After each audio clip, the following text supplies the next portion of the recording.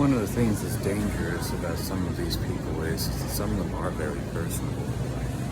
They get really excited and happy, so on and so forth. But it's based off of feeling relieved because they do very bad things, essentially. So they don't got any monkeys on their back. You know, it's like when I was working towards a purpose related to this country, or believed I was, so on and so forth, it was decent. You know, decent and purposeful in a way, essentially, which was beneficial to society. You know, when I did these things and believed them, and simultaneously got laid a whole fucking lot, you know, at the very least had strippers and plenty of money to go see them on the shows too. Or at least frequently enough, essentially. Yeah. But I was a lot more engaging, I should say, than I am now. A lot more motivated, a lot less negative emotions, essentially, I was carrying around. It's very enabling to have your freaking urges essentially combined with, you know, release of those fucking urges and simultaneously, and the ordinary stress of life, which keeps your executive function going as it should. In their particular case, they carry a really fucked up monkey on their fucking back. You know,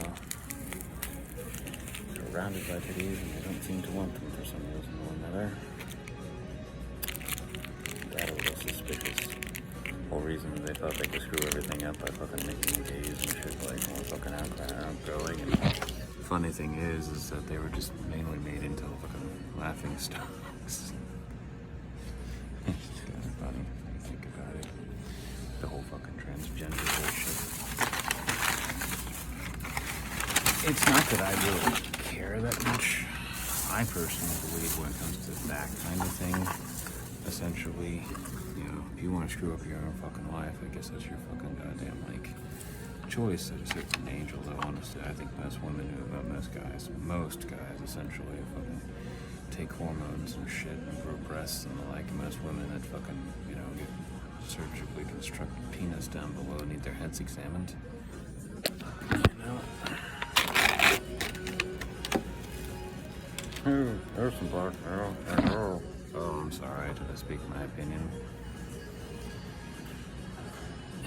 You know, it's kind of funny. There's this a show called Why the Last Man, and at that particular point, when the world comes to an end, this trans male essentially is like running out of testosterone.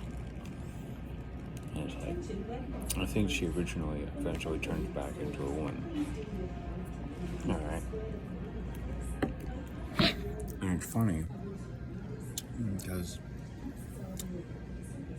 it kind of highlights the point that it's an aberration of nature. It's completely artificial, you know, like silicone implants. Except instead of making something that was kind of sad and pathetic, essentially a little larger, so on and so forth, you're trying to change somebody who's sad and pathetic into a different gender. Anyway.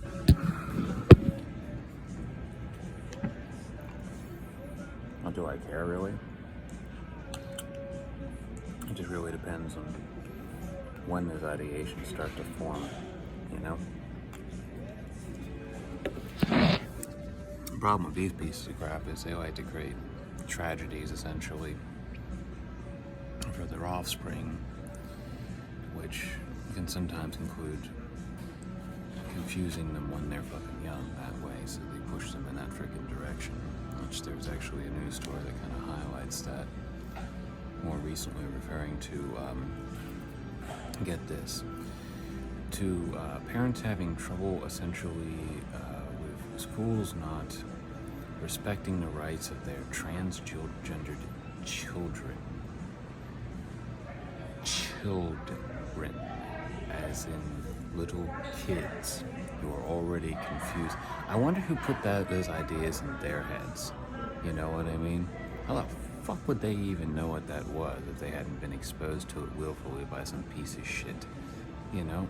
So, it's the same scenario over and over again. They're playing the same freaking news, trying to rub everybody's face in the fact that, oh, we ruined the freaking 21st century or the early part of it, and it's like, yeah, and now you're all fucking 50-year-old fucking like losers that no one wants anymore. And probably spend half your fucking lifetime essentially sucking dick. Good job.